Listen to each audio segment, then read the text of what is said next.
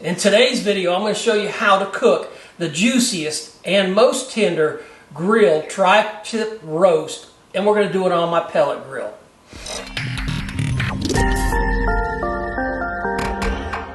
Hi y'all, Don here with Southern Backyard Cooking. Today's video will be showcasing how we in the South cook a tri-tip, and we're going to do it in 5 easy steps. If you like this video, please make sure you subscribe and ring that bell. This will allow you to follow my site and get notifications to all new posts, and this is all free to you. Alright, our first step for cooking the tri-tip is take the tri-tip out, put it in a 1 gallon bag. My seasoning, I'm using coarse ground pepper, sea salt, and granulated garlic. And basically I have equal amounts of each, and what I'm going to do is sprinkle some on both sides, about half it on both sides. Then I'm going to take it and rub it in really good and make sure I cover everything. This side needs a little bit more.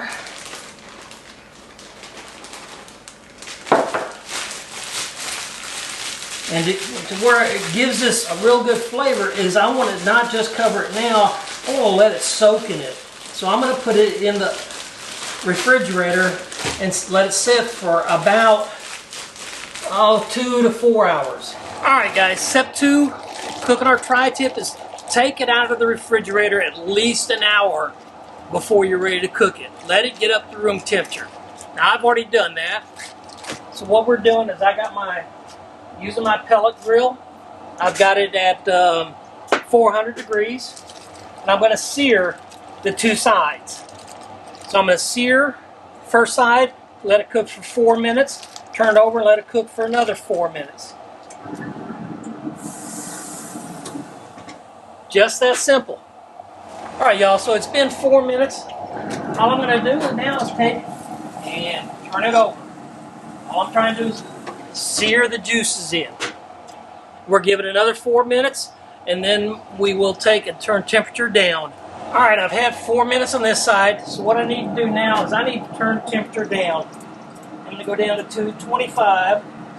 I'm going to leave the lid open so the temperature can get up or get down to that 225.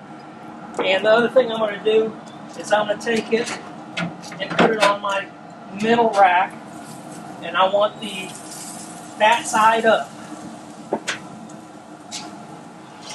And then in the fat side, I'm going to take and stick my probe in there.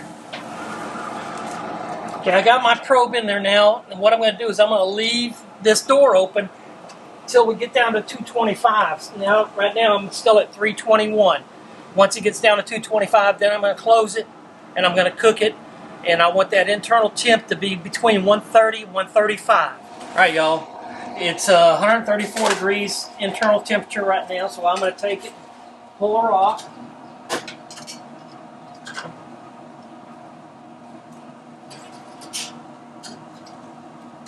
And I'm going to wrap it here in butcher paper.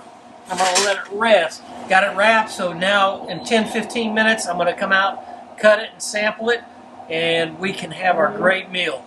Alright y'all, it's been 15 minutes, so I'm going to slice into the tri-tip. Now the tri-tip, the best way to describe it and the best way to look at it is actually turn it over to where you can see the grain. I have grains going this way and grains going this way.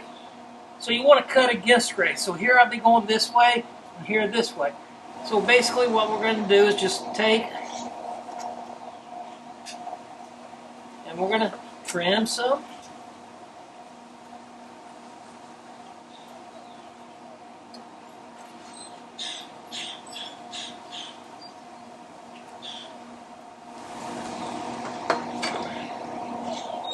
It's still got a lot of pink to it. I like mine not blood red, same with my wife, but look at it and squeeze it and see how the juice is coming and how it just falls apart. Oh man, that's got a really, really good flavor to it. And that's how easy a tri-tip is. Total cooking time today including the rest time of 15 minutes, was about an hour and a half. I hope you enjoyed my video. If you did, make sure you like and subscribe, ring the bell, and we'll see you next time.